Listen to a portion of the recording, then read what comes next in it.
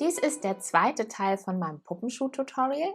Im ersten Teil letzte Woche haben wir uns eine Form erstellt und den Schnitt angefertigt, und diese Woche wollen wir jetzt das Leder formen und den Schuh dann zusammennähen. Und wir beginnen damit, dass wir uns das Leder einmal zuschneiden, und dazu brauche ich jetzt erstmal meine Schnittteile, und zwar einmal die Sohle, die beiden Schaftteile links und rechts und die Lasche vorne. Und die schneide ich mir jetzt aus Leder zu. Die Sohle brauche ich zweimal, logischerweise, einmal links und einmal rechts rum, und ich setze das jetzt hier so ein bisschen versetzt an, weil hier ist es so ein bisschen verzogen, das Leder, und schneide das einfach reihum aus.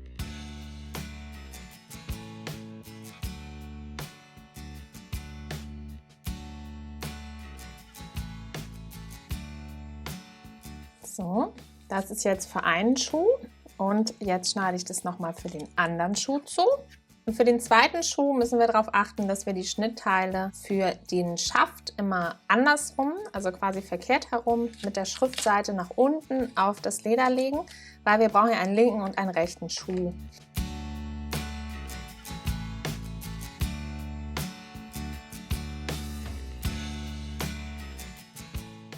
So, und als nächstes nähen wir uns jetzt die Hinternaht zusammen, bevor wir das Leder dann einweichen. Und dazu müsst ihr euch entscheiden, ob ihr die Naht gerne außen haben möchtet oder innen. Also wollt ihr, dass das so genäht ist und man später die offenen Kanten sieht, oder möchtet ihr gerne, dass das innen im Schuh verschwindet? Das ist Geschmackssache.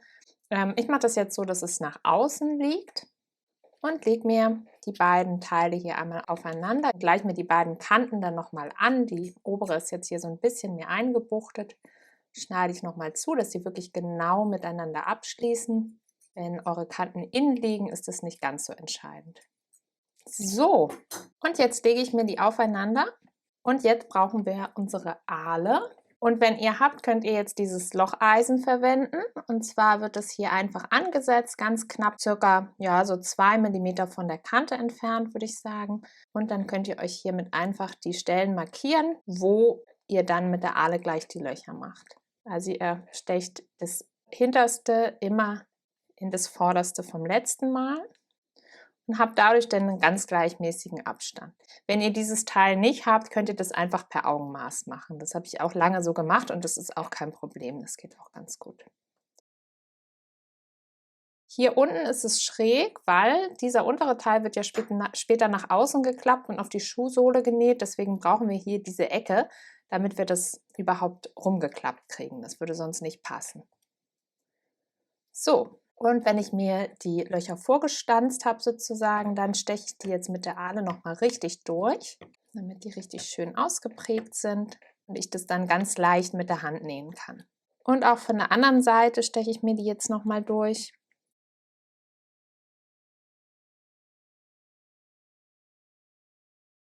Und jetzt nähe ich mir das zusammen mit Nylon-Garn, also mit Nylongarn. Wenn ihr Baumwollgarn verwendet, vor allem helles oder farbiges, dann wird es so sein, dass euch das einfärbt vermutlich, weil wir das Leder gleich einweichen in Wasser, und das gibt dann natürlich ein bisschen Farbe ab. Das heißt, in diesem Fall müsstet ihr entweder jetzt die Naht einmal machen und die nachher, wenn das Leder wieder getrocknet ist, nochmal aufmachen und nochmal neu machen, oder ihr nehmt jetzt so einen dünnen Nylonfaden und näht dann nachher einfach nochmal drüber mit dem farbigen Baumwollgarn, das ihr verwenden wollt, damit ihr dann kein eingefärbtes Garn habt. So, aber ich starte jetzt mit Nylongarn, und dazu schneide ich mir ein langes Stück ab, und zwar verwende ich das zum Nähen doppelt, weil ich finde, das sieht schöner aus, wenn die sichtbaren Fäden am Schuh so ein bisschen kräftiger sind.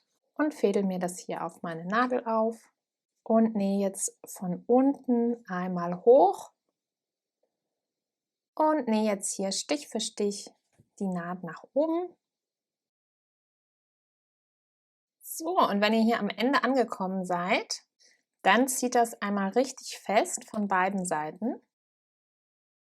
So, und jetzt nähe ich hier einfach wieder zurück, und zwar nicht oben drüber, weil hier wollen wir keinen Stich haben, das sieht nicht so schön aus, sondern einfach hier vom letzten Stich wieder in das vorhergehende Loch sozusagen.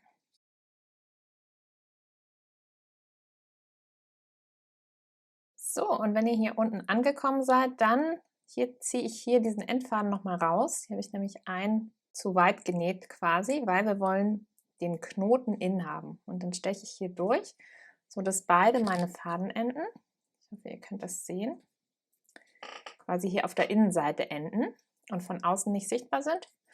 Und jetzt ziehe ich das nochmal richtig schön fest und verknote mir die beiden Enden. Nylbond muss man immer häufiger verknoten, weil das so rutschig ist. Wenn ich mit einem doppelten Faden nähe, verknote ich auch die einzelnen Fäden immer nochmal, weil es sonst wieder aufgeht. Gut, das vernähen wir später nochmal unter der Schuhsohle, also lasst das ruhig nochmal hängen. Und genau dasselbe machen wir jetzt mit der zweiten Seite. Und jetzt brauchen wir eine Schale mit warmem Wasser. Die fehlte auf meiner Materialliste am Anfang, aber die hat wahrscheinlich jeder zu Hause. Und da lege ich mir jetzt meine Lederteile rein, und zwar nur die Vorderteile und die Schafte oder Schäfte, und die Sohlen müssen nicht eingelegt werden. Während unser Leder einweicht, können wir uns unsere Spanngurte basteln. Und dazu brauche ich nochmal meine Schuhform und das Gummiband, dieses elastische Haushaltsgummi. Und davon schneide ich mir jetzt zwei ca. 30 cm lange Stücke zu und lege mir die hier einmal rum. Die müssen jetzt hier einmal gut rumpassen und sollten jetzt so verknotet werden, dass da ein bisschen Zug drauf ist. Nicht zu viel, aber ein bisschen. Das heißt, ich mache mir jetzt hier am Ende einen Knoten. Schau nochmal. Ja, so ist es gut. Und dasselbe mache ich auf der anderen Seite auch. Gut.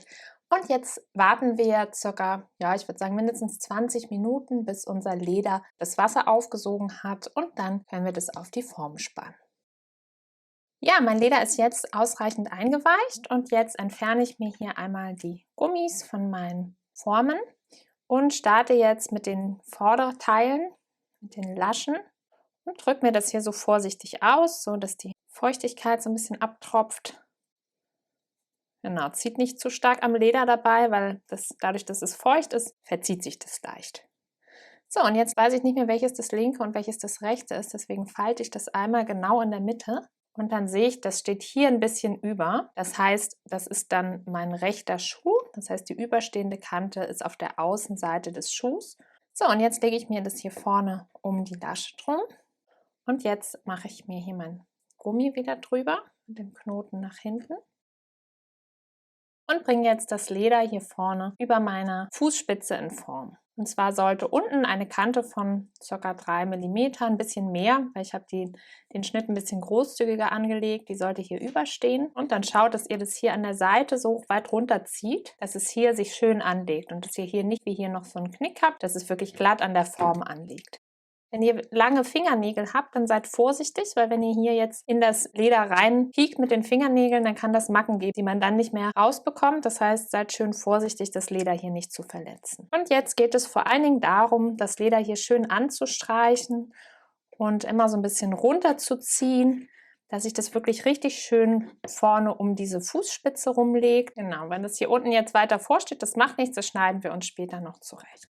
So, und wenn es vorne gut anliegt, dann könnt ihr den hinteren passenden Teil dazu raussuchen. Und zwar ist es der, wo die Außenseite, also diese Schaftseite, ein bisschen länger ist. Auch hier drücke ich mir wieder die Flüssigkeit raus. So. Und setze mir das hier hinten an. Also das ist die Seite, die hier leicht übersteht. Die kommt quasi auf die Außenseite des Schuhs. Und auch hier schiebe ich mir das jetzt hier unter meinen Gummizug drunter und ziehe das dann nach vorne, sodass sich hinten hier diese Naht richtig schön an die Ferse anlegt. Und auch hier sollte unten ein mindestens 3 mm breites Stück nach unten ausgeklappt sein, weil das dann unsere Nahtzugabe ist, mit der wir den Schuh auf der Sohle festnähen. Und hier vorne sollte sich das leicht überschneiden, weil wir hier das zum Ende aufeinander nähen werden. Genau, also biegt euch das so richtig schön in Form, so wie ihr das haben möchtet. Und insbesondere der vordere Bereich muss schön rund anliegen. Achtet darauf, dass ihr überall unten mindestens 3 mm Nahtzugabe nach außen hin weggeklappt habt. So, und genau dasselbe machen wir jetzt mit der zweiten Seite. Und wenn ihr beide Seiten geformt habt, dann könnt ihr euch nochmal ein Blatt Papier nehmen und das einfach einmal in der Mitte falten und in 2 Teile reißen oder schneiden. Und jetzt falte ich mir jede Seite zweimal zusammen und rolle mir das hier um 2 Finger auf und stecke mir die Rolle dann hier in den Schaft rein, um den so ein bisschen aufrecht zu erhalten. damit es nicht so zusammensackt, während es trocknet. Und wenn ihr möchtet, könnt ihr für den oberen Bereich jetzt auch nochmal 2 Spanngurte knoten. Die sollten nicht gespannt sitzen, sondern wirklich locker um den Schuh rumliegen und dienen nur dazu, das Leder quasi um dieses Papier rum so ein bisschen zu halten und zu stützen. Die sollten aber nicht angezogen sein, weil sonst macht ihr euch da eine Delle rein. Und das muss jetzt einen ganzen Tag trocknen und morgen sehen wir uns dann wieder zum dritten Teil, wo wir die Schuhe dann zusammennähen und fertigstellen werden.